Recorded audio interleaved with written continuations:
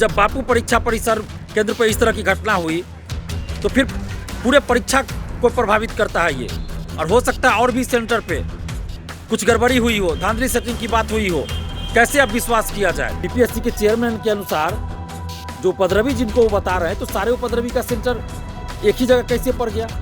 और परीक्षा में क्वेश्चन देने में इतना देरी क्यों हुई? माननीय मुख्यमंत्री नीतीश कुमार जी से आग्रह करते हैं कि लाखों अभ्यर्थियों के हित में आप संज्ञान लीजिए और 17वीं बीपीएससी पीटी की पूरी परीक्षा को रद्द कर फिर से सभी अभ्यर्थियों के लिए एक साथ परीक्षा आयोजित करवाई जाए, ताकि समानता बरकरार रहे, एक समान सबके साथ व्यवहार हो। परीक्षा माफियाओं, नौकरी माफियाओं, कोचिंग माफियाओं, शिक्षा माफियाओं का इसमें कोई षड्यंत्र था, क्या था, नहीं था?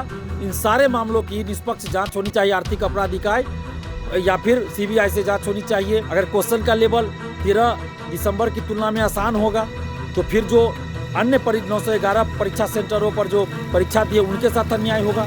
और अगर दोबारा जो इनकी परीक्षा होती है उसमें क्वेश्चन टफ दे दिया गया तो फिर ये 12,000 जो स्टूडेंट्स हैं बापू परीक्षा परिसर वाले, इनके साथ अन्याय होगा। और जिस तरह का इस बार क्वेश्चन दिया गया, इससे तो लगता है कि भाई ये पता नहीं, ये जो कुछ कोचिंग वाले हैं बहुरूपीय रंगा सियार, उनके जो पढ़ाने का जो स्तर है उसी स्तर का क्वेश्चन दिया गया है। तो पता नहीं, तो सारे मामले की निष्पक्ष जांच होनी चाहिए। नमस्कार दोस्तों, मैं दिलीप कुमार।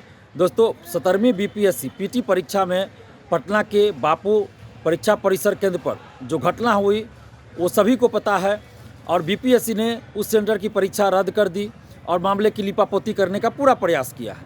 अब सवाल ये उठता है, जैसा कि बीपीएससी के चेयरमैन कह रहे हैं कि कुछ उपद्रवी जो है उस परीक्षा में शामिल हुए थे, तो आखिर बिहार के और 17वीं बीपीएससी में जितने भी अभ्यर्थी शामिल हो, उसमें से जो बिहार से बाहर के हों या बिहार के उपद्रवी हों, सभी का सेंटर बापू परीक्षा परिसर में ही कैसे पड़ गया?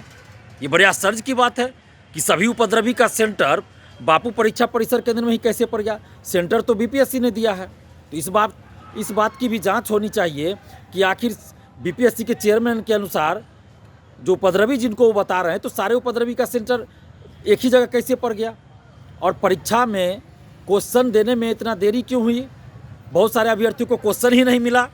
12:45 तक कोई बता रहे हैं, 12:50 तक कोई बता रहे हैं, 1 बजे तक क्वेश्चन ही नहीं मिला। तो आखिर ऐसा कैसे हो सकता है? क्या इसके पीछे कोई साजिश है कि जानबूझकर क्वेश्चन नहीं दिया गया, या क्या है? परीक्षा माफियाओं, नौकरी माफियाओं, कोचिंग माफियाओं, शिक्षा माफियाओं का इसमें कोई षड्यंत्र था, क्या था, नहीं था? इन सारे मामलों की निष्पक्ष जांच होनी चाहिए आर्थिक अपराध इकाई या फिर सीबीआई से जांच होनी चाहिए, या सुप्रीम कोर्ट के सिटिंग जज के दिशा निर्देशन में इस मामले की न्यायिक जांच होनी चाहिए। और अभ्यर्थियों की ये मांग है अब कि जब बापू परीक्षा परिसर केंद्र पर इस तरह की घटना हुई तो फिर पूरे परीक्षा को प्रभावित करता है ये, और हो सकता है और भी सेंटर पे कुछ गड़बड़ी हुई हो, धांधली सेटिंग की बात हुई हो। कैसे अब विश्वास किया जाए?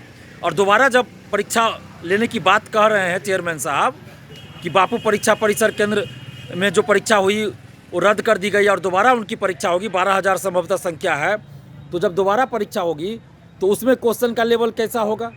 अगर क्वेश्चन का लेवल 13 दिसंबर की तुलना में आसान होगा तो फिर जो अन्य 911 परीक्षा सेंटरों पर जो परीक्षा दी है उनके साथ अन्याय होगा। और अगर दोबारा जो इनकी परीक्षा होती है उसमें क्वेश्चन टफ दे दिया गया तो फिर ये 12,000 जो स्टूडेंट्स हैं बापू परीक्षा परिसर वाले, इनके साथ अन्याय होगा। तो क्वेश्चन का लेवल एक समान रहना चाहिए।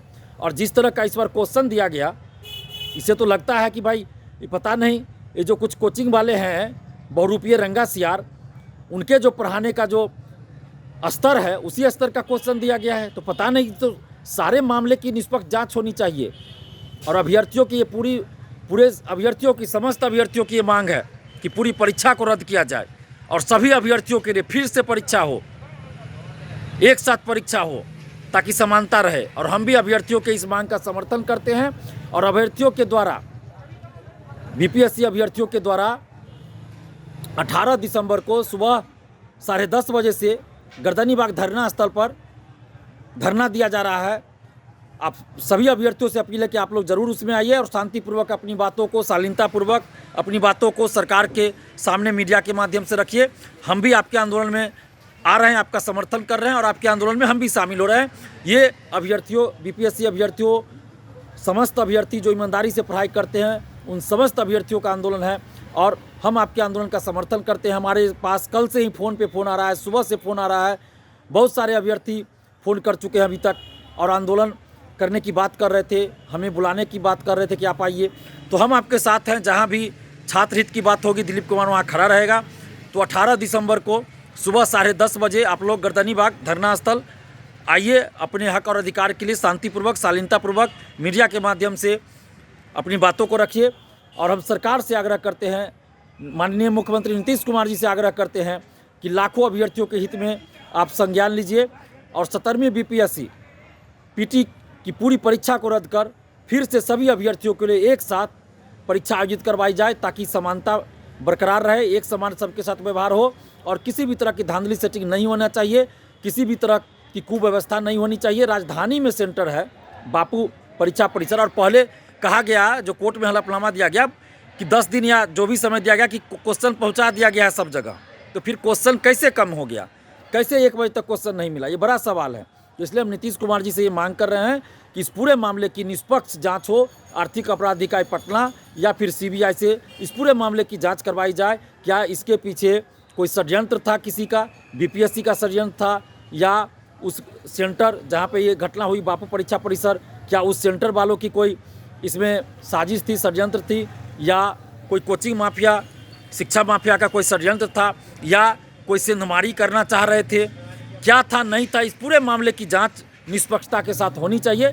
इसलिए हम ये मांग कर रहे हैं सरकार से, नीतीश कुमार जी से मांग कर रहे हैं कि आर्थिक अपराध इकाई पटना या सीबीआई से इसकी जांच कराई जाए।